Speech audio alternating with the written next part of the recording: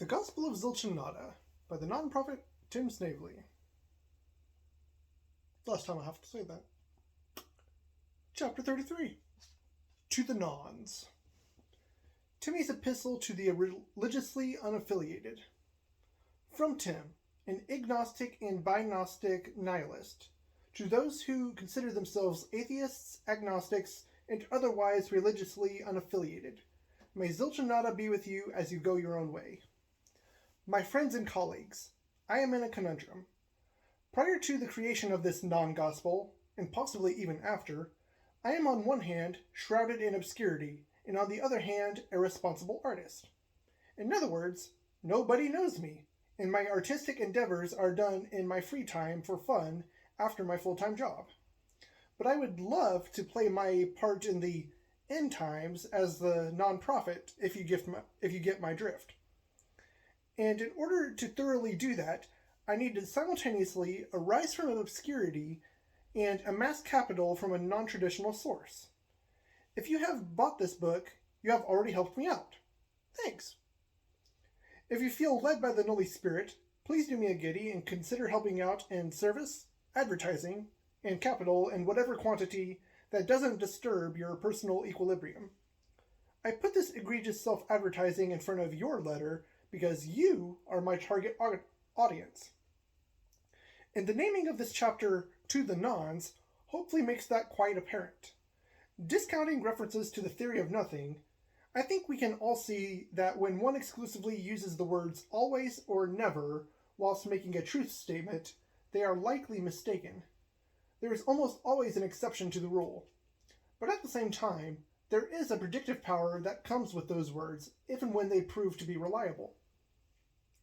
For the most part, and I do speak for myself and for most of you, we are where we are, being unaffiliated, because the lot of religious hypotheses thus far have contained within them countless assertions that ironically have been based on nothing but prior baseless assertions, which we can reasonably guess will eventually lead to being based on nothing.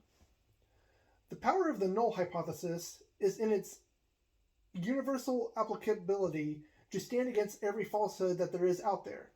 Yes, there will be times that the null hypothesis itself will be in error, and the scientific method will reliably show us these errors. But we can incorporate these well-tested hypotheses of truth to be in themselves a new null hypothesis.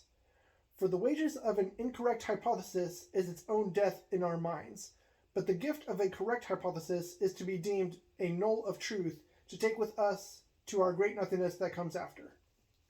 So the null hypothesis thus makes a correct hypothesis the new null hypothesis, for the sake of more clearly honing in on the truth of the matter, and not redoing our work over and over and over again. There comes a point when the retesting of the same hypothesis becomes unnecessarily redundant. Maybe after 30 times with a meta-analysis, and a few more times after that to hone in on these findings of the meta-analysis. Then put these non-vital true hypotheses in a time capsule to be revisited in 100 years by a fresh set of eyes. Truthful hypotheses that directly contribute to the well-being of the social equilibrium shouldn't be nullified like this so easily, since life often evolves much more frequently than that. On to the more pressing issue I need to communicate is your strong ability to go to your own ways, for better or worse. For the better, you already go forth as if nobody tells you what to do, and I highly encourage you to continue doing so. But for worse, our species have evolved to have this yearning, innate desire to be accepted by others. We want to have an in-group that has our back when the going gets tough. But being unaffiliated as you are increases the likelihood that you won't be affiliated with such an in-group. This is sad, and I don't like sadness. I prefer happiness and contentment. So in open honesty, a majority of my motivations to write this book are centered around fulfilling this increasingly dire need in the global culture surrounding me. So whilst coming up with the ideas which ultimately evolved into dimensionalism, in the back of my mind, my vision was to create a sort of assembly for the unaffiliated, something enticing for the unaffiliated to affiliate to, a clear and physical body of people coming together concerning matters that unite all of our ways. And choosing to simply affiliate with other unaffiliated individuals in itself is too self-defeating, for then nobody would be unaffiliated anymore. So the end goal for such a group of the unaffiliated was the same, but the cohesiveness needed some bedazzling. A little more of nothing here, a dash of nobody there, and a philosophical structure that was self-admitting to be based on nothing. Something that the reasonable person from among you can adapt as a good enough belief structure that will change as science changes. Something that is free to be seen as a religion of nothing, or an a-religious religion, or an anti-cult cult, or a paradoxy orthodoxy. Indeed, it is salvation in the form of tangible human love and acceptance. Nobody is capable of saving themselves if they are indeed drowning in their own weaknesses. So let nobody save us, since she is stronger than all of us, beautiful and full of perfection. For me, to live is null, but to die is nullification, and ification is gain to null. So while we walk in the valley of agnosticism, which beholds an inevitable death, we will fear no evil. What is there to fear then? If Zilch and Nada are for us, nobody can stand against us. And even if everybody were to stand against us, the Holy Spirit will be there to help you give zero fucks concerning the vain aggressions of the unactualized. So be therefore as perfect as a null can be, as Zilch and Nada and the great nothingness that comes after are perfect. So do not be conformed to the physical things of this world, but be transformed by the changing of your minds when sufficient evidence shows up. For even while you are weak in everything, you can be strong in nothing. So in Zilch and Nada we trust, for their vacuum energy is strong even while we are weak. Therefore, let the weak say, I am strong in Zilch. Let the poor say, I am rich in Nada. I admit, though, if in this set of everything we only have hope in Zilch and Nada, we of all men are most pitiful for incorrectly believing in nothing. For in the non-pantheon, our hope of the eternal recurrence is actualized in the form of our grand return in the next set of everything. But if there is no reincarnation, then hope in our null hypothesis will be even more worthless than the value of nothing we already give it. A negative value that pays others to take it off of our hands. But perhaps our wrongness would still be rightness, if there was a singular great nothingness that comes after, as opposed to eternal reincarnations. But to me, that makes little sense. So since all is indeed vanity, rather than living by the vain wars of the flesh, as far as it depends on you, live at peace with everybody. I know you already do for the most part, but there are some among you who are warring in haughty debate with the theists, naming yourself anti-theists. Their false gods have done nothing, so why are you swatting at the wind? The theists, in and of themselves, have done no wrong in believing in their egos, and I can only hope that the rest of this book has thoroughly chilled your tits in this regard, since 0 times infinity is equally and wholly indeterminate to create omega everything, just as 0 over 0 can. We can debate these things later, but for now, I digress. There are surely things in the theist camps to be concerned and possibly even angered about, but it is within their individualized belief system that their heinous actions emerge. Belief in God doesn't make a shit human being. It is the shit human being who warps God to justify their shitty actions. So call the spade a spade, so to speak. Focus on the individual theist's actions and quit attacking their worldview as a whole. Doing this helps perpetuate their persecution complexes, which only further hinders them from recognizing the baseless claims that they make. Use street epistemology to give them positive humanitarian experiences with those who hold other worldviews. And their persecution complexes will crumble, possibly along with their specific God delusions. Fight fire with water that cools and smothers the combustion process. Fight hate with love, peace, and a non-threatening demeanor, which is truly non-threatening. There is another subgroup among you that I also wanted to touch base on, those who adhere to the idea of secular humanism. It is okay to be named such, but it could be better. What makes humans so special? What distinguishes us from other types of gnolls? If it is intelligence that makes us special, so are many other species on Earth. If it is the potential to communicate qualitatively, many species have likewise developed cultural languages with a variety of methods. Perhaps you have a point on thumbs and clothing. Oh wait, the whole family of the great apes has thumbs, and hermit crabs wear chic shells for protection. The power of knowledge accumulated by multiple generations may be a valid distinguisher. Dang it, elephants do that too. So if I'm correct in assuming that humans hold no special quality on the planet, beyond being the conscious harborers of the planet's potential destruction, why add the word humanism to an otherwise inclusive philosophy?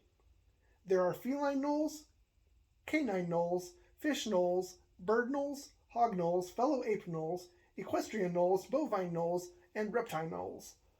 All of the gnolls who we have the potential ability to communicate with us should be at the very least considered as well in our shared goal for global equilibrium. Among you, there may be like-minded individuals who would say, animals are people too. Even then, it is more true that the reverse is known. Humans are animals too. Zilch baby gnolls are all of us who possess the breath of life.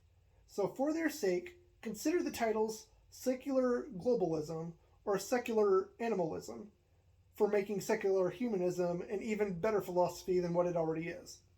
I'm sure the vegans in your camp will be cool with letting the canine and feline gnolls eat our dead carcasses, so long as we also wait for the ways of hogs and bovines to be completed before consuming them as well. Sorry for the sudden radical centrist moment, but I want it to be known that I desire to be eaten by a large feline gnoll shortly after my gnoll subject enters the great nothingness that comes after.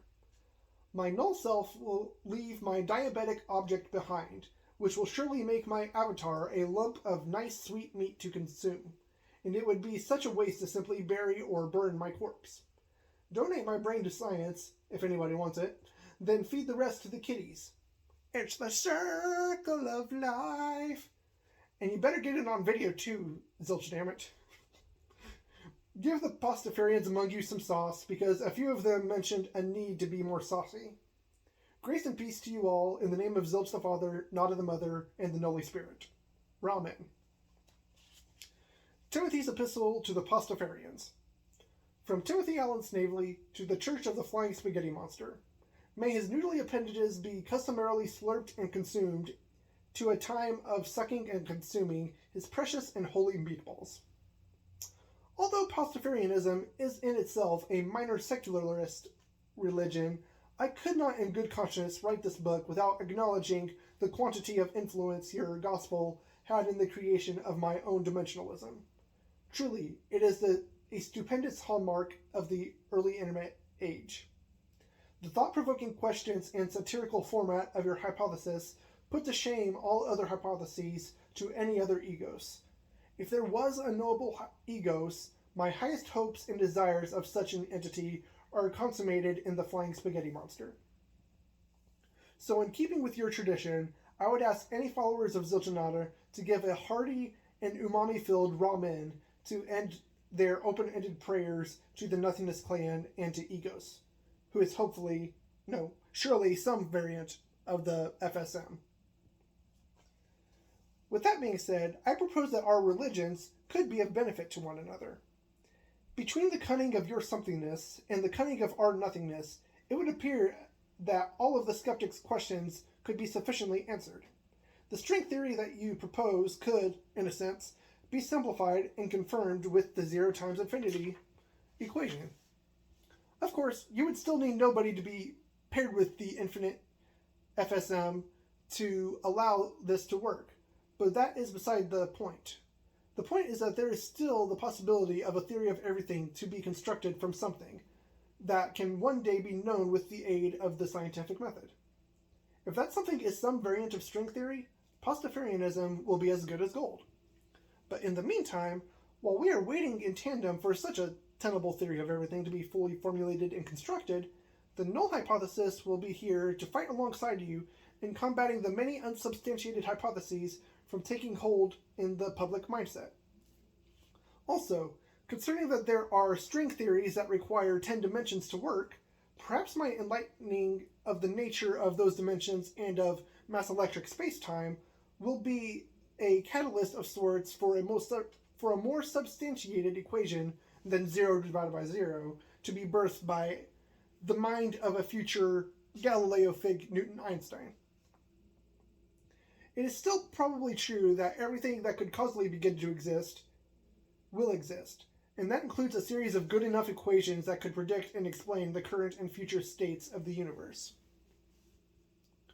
But I should forewarn that in the event of a non-string theory of everything equation being formulated, Pastafarianism will not stand the test of time. The null hypothesis, I hypothesize, is still capable of withstanding this test, no matter the nature of the everything equation. The 0 divided by 0 equation simultaneously predicts the rise of such an equation as an independent thing within everything, and the non-rise of such an equation because it is the equation. There are no gaps in this logic. A nothing of the gaps vacuum seals any gaps that are present. Being not even wrong is just a fancy way of saying correct, or no, but actually yes. I don't want to spend too much time reminiscing on the potential possibilities of collaborating with such a tasty religion such as yourselves. Game knows game. Speaking for myself, I acknowledge that my biggest downfall may be allowing myself to take my own theory of nothing too serious. But what can I say? I take nothing very seriously. So I can only hope that my deadpan presentation doesn't cross over into cringe territory in your eyes. One thing I suggest you consider, however, is the thickness of the appendages of our preferred egos, the flying spaghetti monster. If his noodly appendages are one-dimensional, wouldn't that make him more of a flying angel hair pasta monster or a flying vermicelli monster? And on top of that, why is he flying? Aren't we the ones flying through him? I suppose from a branding perspective, I can see why the Pastafarian would prefer the flying spaghetti monster over a stagnant vermicelli monster, but to each their own. Your way is definitely your own, and I hope the lot of you continue to go your way, for the continued amusement of the collective. Give my regards to the pirates and those who talk like pirates among you, and may those pirates begin to pirate nothing as their coveting of nothing causes them to steal it. Nobody sends her greetings and adamantly consents to the pirates stealing her booty. Peace and grace by Zilch and Nada to you. Ramen. Timothy's epistle to those who affiliate with a fringe or otherwise uncommon religion. From Timothy Knoll, a slave to nobody, to those who affiliate with a fringe or otherwise uncommon religion. May love abound to you from our father Zilch and our mother Nada. Greetings. The beliefs you hold are vast, uncountable, grandiose, wondrous, and so dichotomous, it appears that nothing is capable of uniting them all. So I have little hope to reach all of your ideas in a single short letter, but I shall do my best. Also, considering that many of your group's ban books not approved by your leaders, which is a heinous form of knowledge control, this letter will more likely than not only reach your ears or eyeballs after you have already chosen for yourself to go your own way. But on the off chance that you can access these words whilst your way is being regulated by another, then this letter is directly for you. So listen closely. There are some things that you currently believe are true. Not all of the things, but a few. No man is impervious to incorrect beliefs every now and again. And that's frustrating, isn't it? Just about every time we figure something out and learn something, we fall short of grasping the entirety of the subject. Within that hole of misunderstanding, there is a better understanding that corrects our shortcomings. And that is wisdom, the incorporation of these new bits of knowledge that add to your understanding of the whole of the subject. It is a constant and maddening spiral of realizing that the truth is not quite as precise as we would like. It is the learning process from our teachers of choice who says, yes, you are mostly right, but technically speaking, no, you are still wrong. How much easier it would be if there was a teacher to confidently tell you, yes, I know everything about this subject. Please, follow me, and I will give you the hidden secrets so that you can master this subject as well. Hope is given that there may be an end to this constant searching for the truth, so you take it. Yes, teacher, if your ways can in any manner reduce my sufferings in this life, or increase my knowledge of this important truth, I will follow you. But like I said earlier, nobody has a grasp of the absolute truth. And if you think somebody does comprehend the whole and infallible truth, then through what medium can we cross-examine the validity of this truth? Perhaps it is the self-evidence of the truth that confirms it. On the contrary, no truth is self-evident. Even the most obvious truths have unbeknownst axioms underlying them. For example, is the statement, a letter is a letter, a self-evident truth? Equivalents would think that it is, but when a letter is written with a single letter X and shipped in an envelope, the receiver of this self-evident truth is suddenly confused by such a dubious homograph. Even equivalence itself is lost as self-evident truth, since a dog would have no idea what you are talking about if you told them equivalence is equivalence. Physical truths require the presupposition of mass electric spacetime is real, to be found. But it is by no means self-evident, considering I think I am the first to propose such a statement.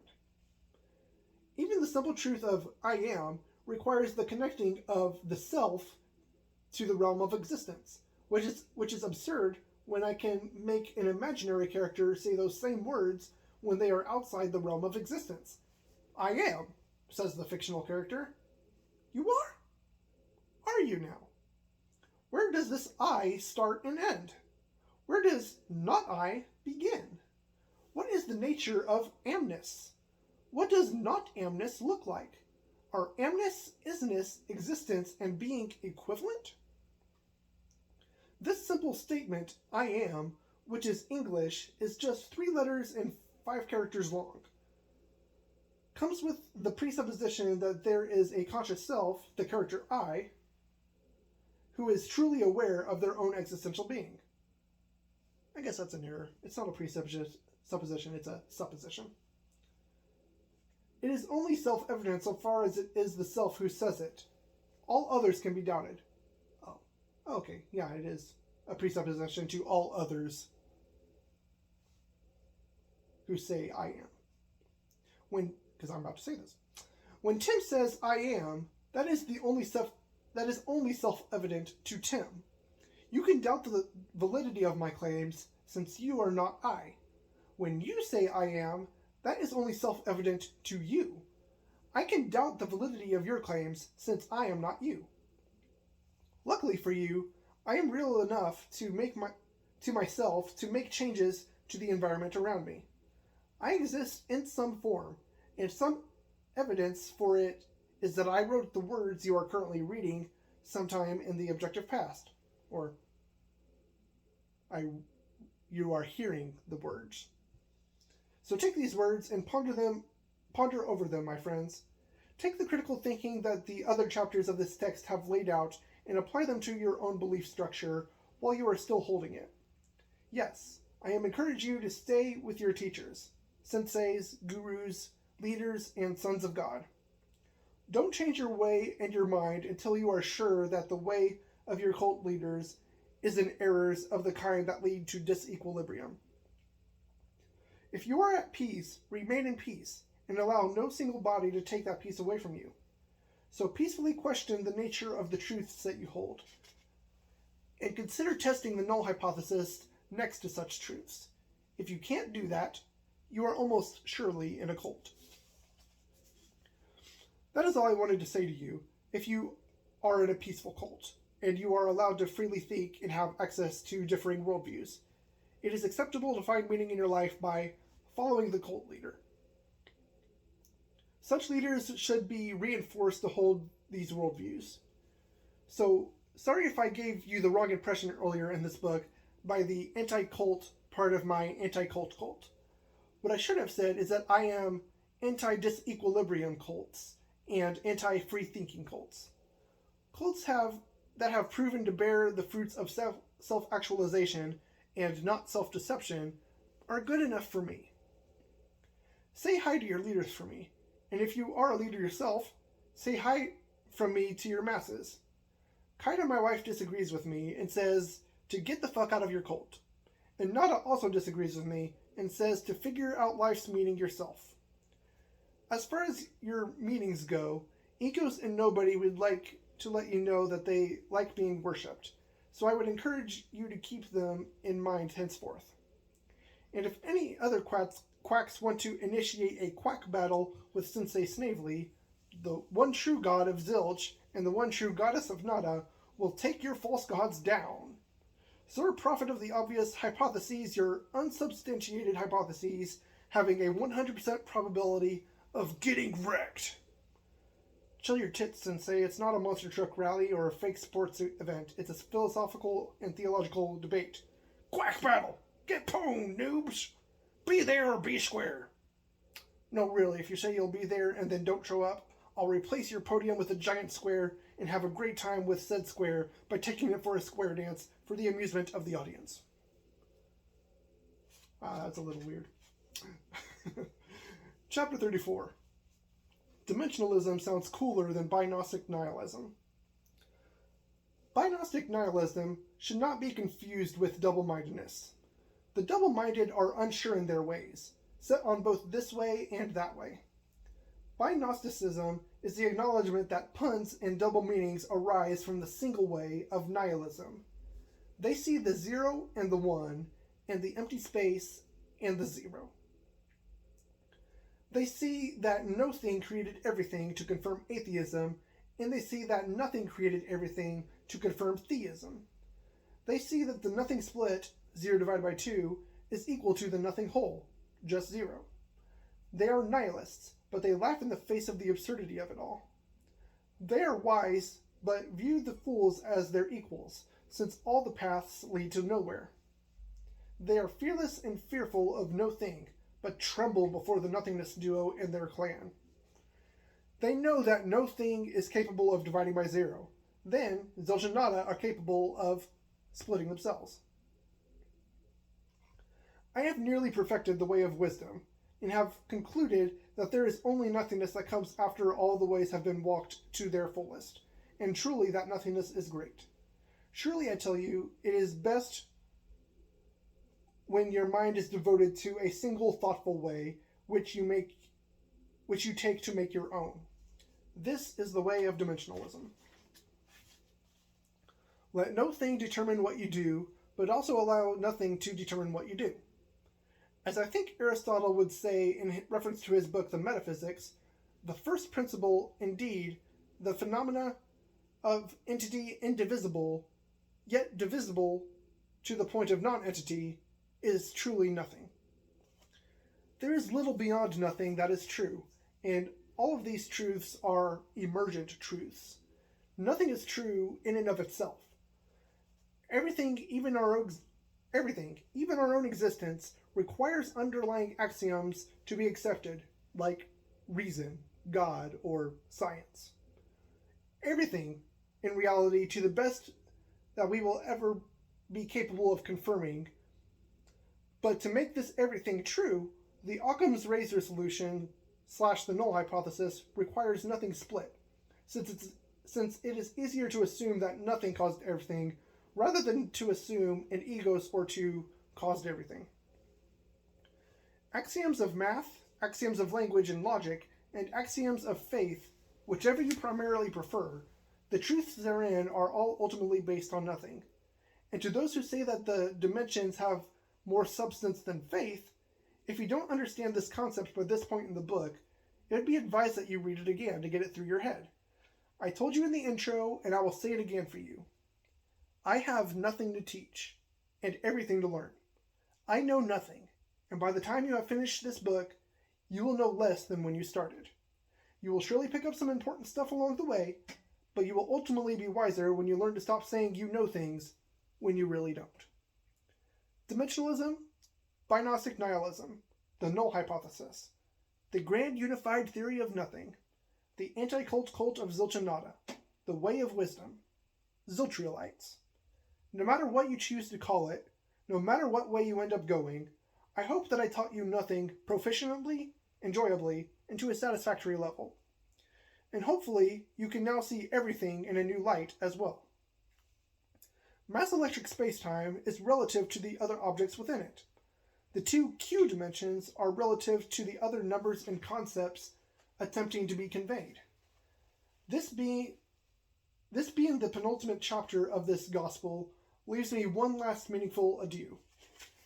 My sincerest apologies if you think I spent too much time talking about things of somethingness within this theory of nothing. But the fact of the matter is that most things are not nothing, even though they are derived from nothing. Zilch have nothing to say about everything, short of the set of all things is equivalent to us. Fear God and keep his commandments is what the original gangster of the Way of Wisdom said, Mr. Solomon of ye Old Testament. But if God is nothing, and he commands nothing, nothing is surely man's all. Vanity of vanities, all is vanity. Take this wisdom to its final form in nihilism. If God has ever been among us all, even they are inconsequentially meaningless in and of themselves. If you think I could have presented a portion of this book better than I already have, and you have more expertise or knowledge than a generalist like myself, please, by all means, do me a giddy and shoot me an email at deathofanotion@gmail.com to correct me. Short of my death, there will be a second edition to this book that will correct these errors, if they are adequately demonstrated to be errors. And if you think there is an entire topic that is worthy to be added alongside these chapters and the 69 chapters, many duplicated, within the Normie's Guide to the Theory of Nothing, I will not hesitate to add more to them, possibly in a new compilation. Thank you again for reading this sacred text, lol. If you enjoyed it, you'll be glad to know that I've got a political sequel in the works under the working title of The Global Order of Anarchy. May Zilch and Nada be praised as we begin our search for the greater null. Zilch damn, Nada golly gee, who is the Antichrist going to be? Tune in and follow along to find out.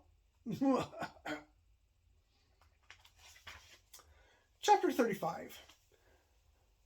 Last chapter. To those who have developed a high level of hateful affect towards any entity or group of entities whose thoughts and actions are of no direct harmful consequence to anyone. From Timothy, the first head dimensionalist by the grace of Zilch and Nada. To those who have a high level of hateful affect towards any entity or group of entities whose thoughts and actions are of no direct harmful consequence to you or others. You can go fuck yourself. And there's 2 empty pages. Nothing.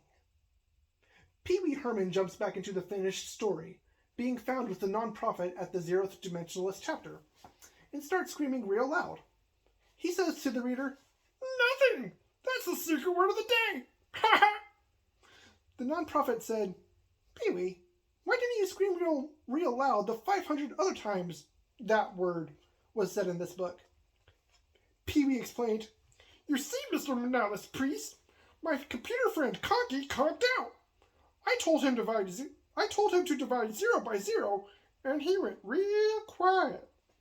Apparently, he just finished calculating everything this gospel has to offer. So when he woke up, he just started screaming real loud. I guess the silence was deafening. Poor Conky." Not Dr. Snavely replied, "Who here believes in the power of prayer? To Zilch, Zilch!" Conky immediately rebooted, finally capable of answering a simple question, spitting out a piece of paper stating the answer. Nobody. The Doctor of Nihilism quickly spun the results in his favor once more. Remember, Noel, It is you who are the nobody special knoll. You are the nothing whole. Pee-wee screamed real loud. Ah! Thus spoke the nihilist priest one last time. Praise be to the non-pantheon. If you hear that alarm, that is my blood sugar going off, and I'm glad I decided to wait till the very end to start going off. If you enjoyed it, well, thank you for watching through this far. Bye. Watch other stuff and shit.